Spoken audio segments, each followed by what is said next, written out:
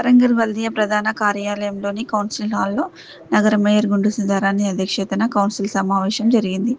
అంతకుముందు బల్దియా ప్రధాన కార్యాలయంలో పునరుద్ధరించిన కౌన్సిలింగ్ హాలు మేయర్ గుండు సుధారాణి, ఎమ్మెల్యే నాయిని రాజేందర్ రెడ్డి, కేఆర్ నాగరాజు, రేవూరి ప్రకాష్ రెడ్డి, కార్పొరేటర్లు, కమిషనర్ చాహోద్ బాజ్పాయ్లతో కలిసి ప్రారంభించారు.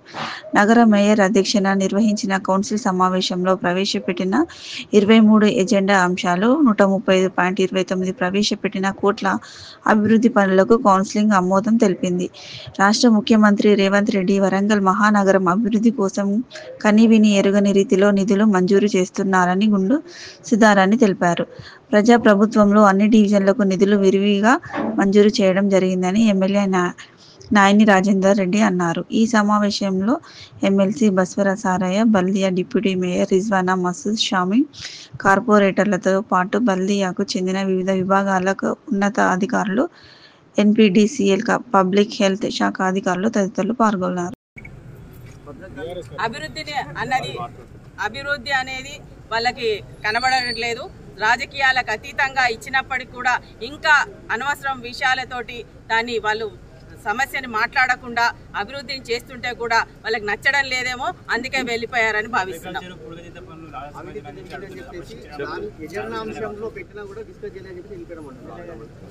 సంబంధం లేని విషయం అది, కార్పొరేషన్ కి సంబంధం లేని విషయం.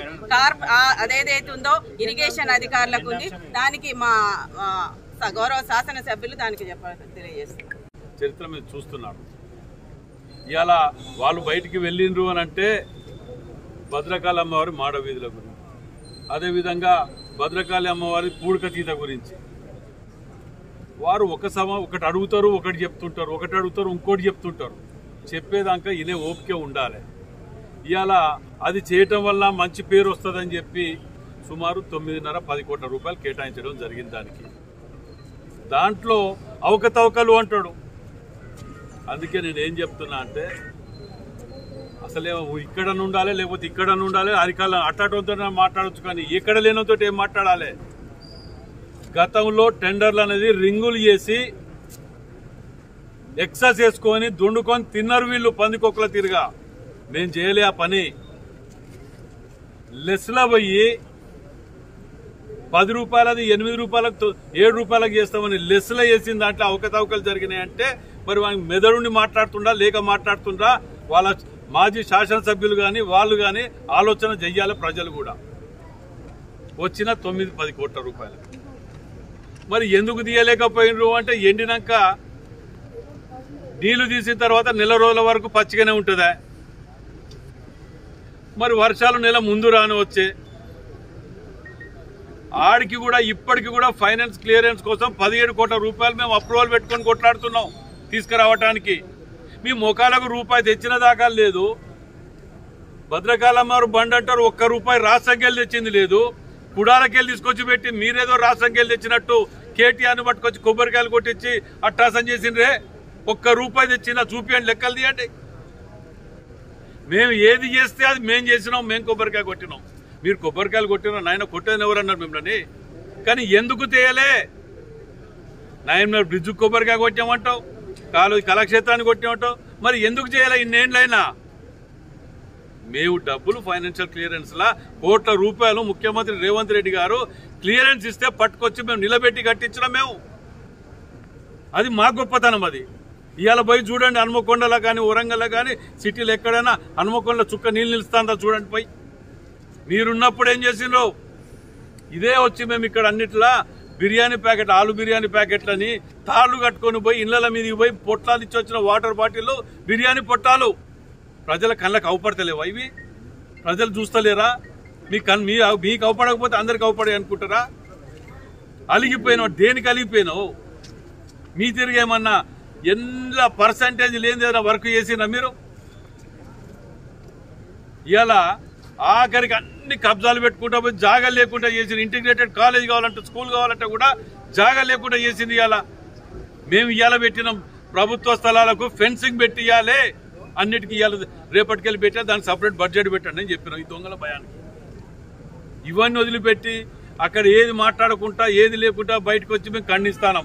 అయిపోయిందా? అంటే అవినీతి జరిగింది అయిపోయిందా? మీ అందరి సమక్షంలో రేపో ఎల్లుడో చెప్పండి, నేను భద్రకాళమ్మ టెంపుల్ కాడికి వస్తా విత్ డాక్యుమెంటేషన్.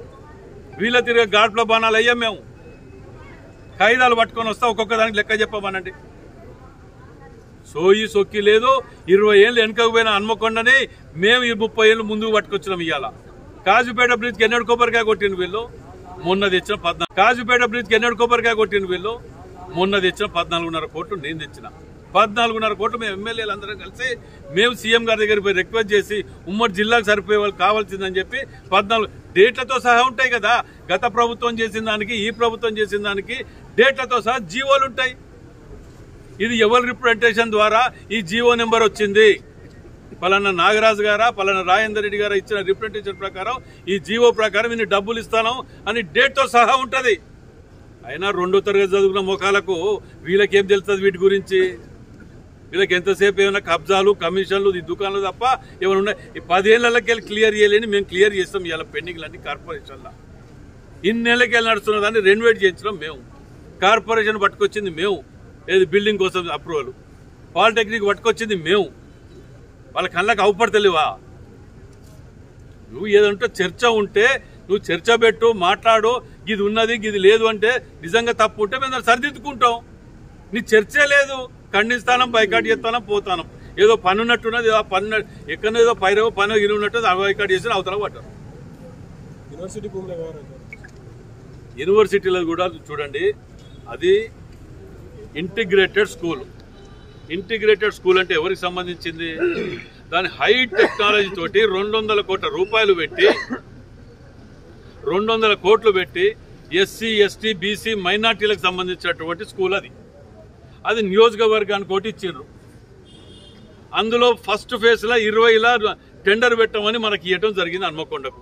హన్మకొండ జాగాలు లేవు. మరి వాస్తవానికి ఎక్కడ కడదాం, ఎక్కడ ప్లేస్ ఉన్నా కడదాము. కానీ కేజీ టు పీజీ అని మీ ఎలక్షన్ మేనిఫెస్టోలో పెట్టింది కదా టీఆర్ఎస్ వాళ్ళు. మరి ఇవాళ అది ఆ స్కూలు యూనివర్సిటీలో కడితే తప్పేంటిదయా? పోలీస్ డిపార్ట్మెంటు 25 ఎకరాలు 25 ఎకరాలు అప్పుడు సిఆర్పిఎఫ్ క్యాంప్ ఉన్నది తీసుకున్నారు. మీరు అది ఇన్నేళ్లకెళ్ళి ఏం చేసినారు? దాన్ని తీసుకోకుండా వాపస్ అయిపోయినాక సిఆర్పిఎఫ్ క్యాంప్ వెళ్ళిపోయింది కదా. కాకముందు ఎట్లిచ్చిండ్రు?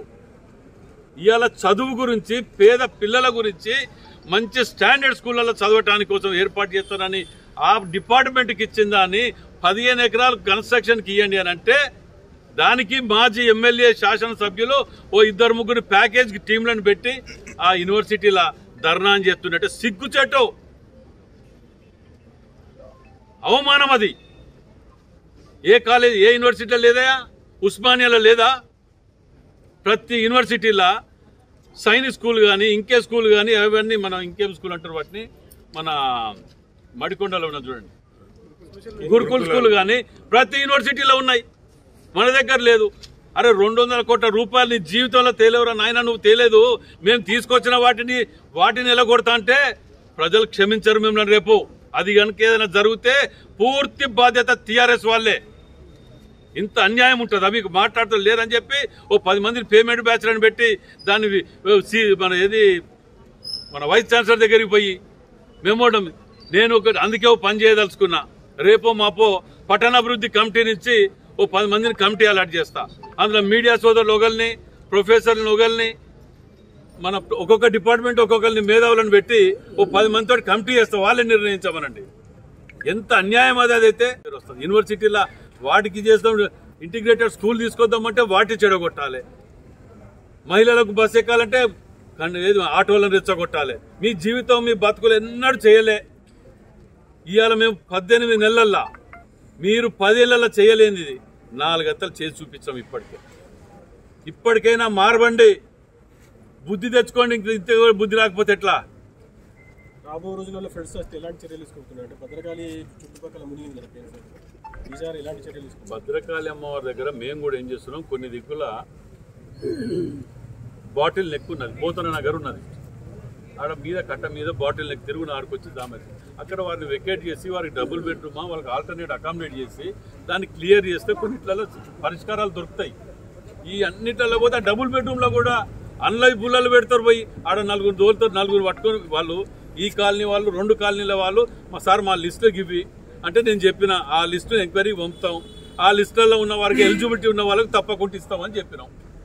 దాన్ని వదిలిపెట్టేసి పేమెంట్ గతంలో వసూలు చేసిన దుకాణాలు ఉన్నాయి వీళ్ళవి, వాళ్ళందరికీ కూడా హెచ్చరిస్తాను, వాళ్ళ డబ్బులు వాళ్ళకి ఇవ్వకపోతే మీ మీద పీడీ యాక్ట్లు పెట్టిస్తా. ఆఖరికి ఆ డబ్బులు కనుక ఇవ్వకపోతే 8-9 ఏళ్ళు అయింది ఇవాళ వరకు ఆ ఇండ్లు ఇవ్వలే.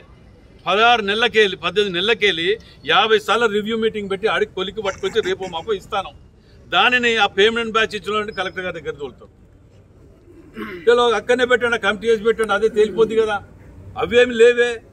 పొద్దుగా లేస్తే అభివృద్ధిని ఎట్లా అడ్డుకోవాలనే ఆలోచనతోటే ఈ టీఆర్ఎస్ నాయకులు దానికి ఆ పెద్ద మనిషి మసంచారు, ఆయనకి ఎట్లా ఇది లేదు నాకు అర్థమే కాలే. మంచిగా ముసురు పడతా చేపలు గీపలు తినాడు ఉండకాడ కథం చేసి వచ్చి ఈడికొచ్చి ఇదే తలకాయలు కూడా తినకూడదు, ఈడికొచ్చి ఇదే దుకాణం పెట్టిండే. నీకేం తెలుసు దాని గురించి, ఆయన గురించి ఏం తెలుసు అని ఇక్కడ దుకాణం పెట్టే చెప్పు, నాకు అర్థం కాలే. దాని మీద చర్చకు రమ్మని చెప్పు. ఒక్కటి లేదు, పొద్దుగా లేస్తే అబద్ధాలు ఆడు, ఆ భద్రకాలమ్మవారు కూడా ఫోటో పెట్టుకొని అమ్మవారి నోట్లను పెట్టుకొని తిరుగుతూ అంటాడు. ఇదేం పద్ధతిలే, మారవండి ఇప్పటికైనా. ఫెయిర్ మీడియాకు స్వాగతం. మా ఛానల్ను సబ్స్క్రైబ్ చేసుకోండి మరియు మా వీడియోలను చూడండి. ప్రతి అప్డేట్ల కోసం బెల్ ఐకాన్ను ఆన్ చేయండి. మేము నిజమైన మరియు ఫెయిర్ వార్తలు మరియు రాజకీయ అప్డేట్లను అందిస్తాము.